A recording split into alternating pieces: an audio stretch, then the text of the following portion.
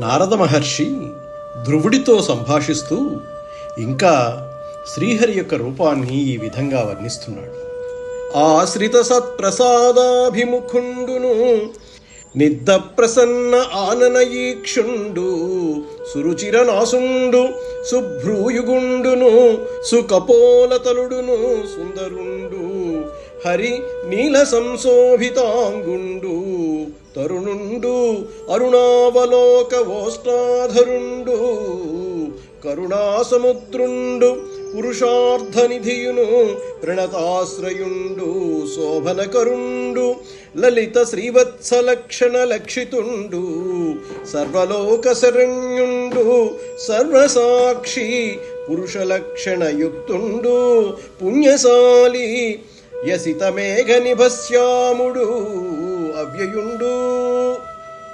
శ్రీహరి ఆశ్రితులయందు అపారమైన కృపారసం చూపేవాడుట, సుప్రసన్నమైన ముఖము చల్లని చూపులు కలవాడుట, అందమైన ముక్కు కలవాడు, సొగసైన కనుబొమలు, చిక్కని చెక్కిళ్ళు, చక్కనివాడు, ఇంద్రనీలమనుల వంటే ప్రకాశించు మేను కలవాడు, పడుచువాడు, ఎర్రని నేత్రాలు పెదవులు కలవాడు, దయాసముద్రుడు, పురుషార్థాలను ప్రసాదించేవాడు, నమస్కరించే వారికి ఆశ్రయమిచ్చేవాడు, శుభాలను కలిగించేవాడు, శ్రీవత్సం అనే అందమైన పుట్టుమచ్చ కలవాడు, సర్వలోక రక్షకుడు, సర్వాన్ని చూసేవాడు, ఉత్తమ లక్షణాలు గల పురుషోత్తముడు, పుణ్యస్వరూపుడు, నీలమేఘశ్యాముడు, అవ్యయుడు.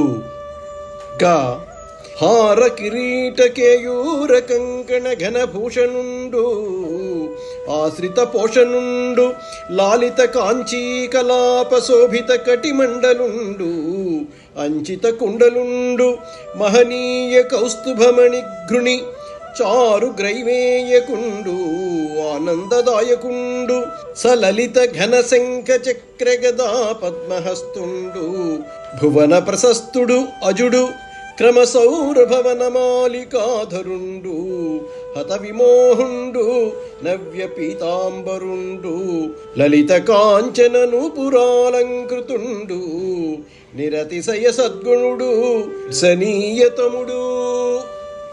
శ్రీహరి హారాలు, కిరీటం, భుజకీర్తులు మొదలైన అలంకారాలతో అలరారుతూ ఉంటాట. ఆయన కటిప్రదేశం అందమైన మొలనూలు చేత ప్రకాశిస్తుంటుందిట. ఆయన చెవులకు మకర కుండలాలు ధరిస్తాడు. కౌస్తుభం అనే గొప్ప మణి కాంతులతో కమనీయమైన కంఠమాలికను ధరిస్తాడు. ఆయన ఆనందాన్ని కలిగించేవాడు. శంఖం, చక్రం, గద, పద్మం అనే నాలుగింటిని 4 చేతులతో పట్టుకుని ఉంటాడు.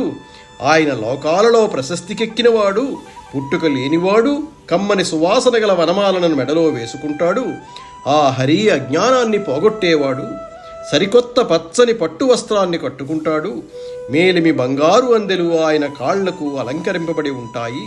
గొప్ప సద్గుణాలు కలవాడు, చూడదగిన వారిలో అగ్రగణ్యుడు, భక్తజన శరణ్యుడు. ఇటువంటి పురుషోత్తముణ్ణి పూజించమని నారదుడు ధ్రువుడికి చెప్పాడు. హృదయంలో కుదురుకున్నవాడు, అనురాగమయ వీక్షణాలు వెదజల్లేవాడు, వరాలు ఇచ్చే పరాత్పరుడు అయిన నారాయణదేవుని అచంచలమైన మనస్సుతో ధ్యానించమన్నాడు.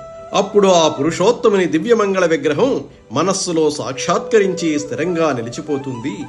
వాసుదేవ మంత్రం ఓంకారంతో కూడింది. 12 అక్షరాలు కలిగింది. దేశకాల విభాగాలుగా తెలుసుకొని ఆ మంత్రాన్ని జపించాలి. ఓం నమో భగవతే వాసుదేవాయ అనే ఆ వాసుదేవ మంత్రాన్ని 7 దినాలు జపించినట్లయితే దేవతలను దర్శించే శక్తి కలుగుతుందని నారద మహర్షి చెప్పాడు. ఆత్మార్పణ బుద్ధితో చేసే పూజలను 12 మంత్రంతో వాసుదేవునికి సమర్పించాలి. ఈ విధంగా త్రికరణ శుద్ధిగా భక్తితో పూజించేవారు విష్ణుమాయలో చిక్కుకోరు. వారికి భగవంతుడు ధర్మార్థ కామ మోక్షాలు అనే పురుషార్థాలలో కోరిన దానిని అనుగ్రహిస్తాడు. విరక్తితో ముక్తిని కోరి భక్తితో ధ్యానించేవానికి మోక్షాన్ని ప్రసాదిస్తాడు అని నారదుడు చెప్పాడు. ఈ విధంగా నారదుడు ధ్రువునికి ఉపదేశించగా ధ్రువుడు నారదునికి ప్రదక్షిణం చేసి నమస్కరించి మధువనానికి బయలుదేరాడు. ఆ మధువనంలో మహర్షులు నివసిస్తారు. అది కోరిన కోర్కెలను ప్రసాదిస్తుంది. అది భగవంతుని పాదపద్మాల చేత అలంకరింపబడింది.